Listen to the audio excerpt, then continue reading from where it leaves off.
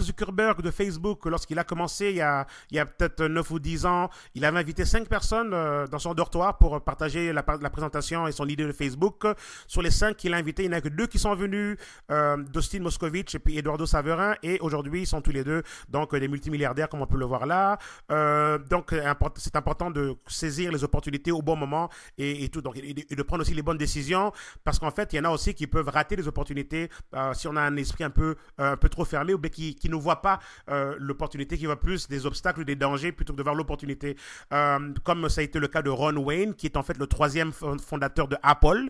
Il y avait Steve Jobs, Steve Wozniak et Ron Wayne qui avaient investi 800 dollars, je pense que c'était en 1977, et tout quand il démarrait Apple, et son 800 dollars valait à peu près 10% des parts de la compagnie. 2 semaines plus tard, il n'y croit plus, il demande son argent et tout, il pense que c'est une grosse erreur qu'il a commise, mais la plus grosse erreur qu'il a commise, c'était que le fait qu'il ait retiré son 800 dollars, parce qu'aujourd'hui, ça aurait valu 22 milliards, pas 22 millions, mais milliards. Donc voilà, un esprit fermé qui lui a coûté très très cher et tout.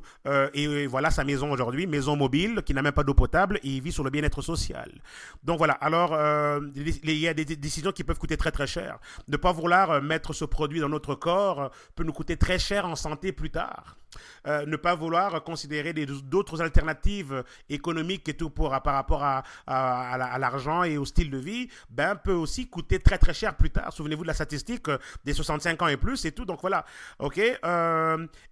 Voici le Financial Post qui nous dit, ça c'est le Financial Post du Canada, article de septembre 2013 qui nous dit justement que l'industrie des ventes directes, donc vous voyez un peu ici, ils appellent ça l'approche directe avec toutes ces flèches et tout, donc cette forme d'entreprise de personne à personne et tout, cette forme sociale d'entreprise, oui, on reconnaît qu'on apporte une solution extraordinaire, on est en train de remplir une niche spécifique en apportant une alternative de revenus aux gens, et aussi on devient important et tout au niveau de l'économie globale, donc on apporte un plus à l'économie globale. Donc voilà, donc chers amis, donc voilà, donc ce modèle du 21e siècle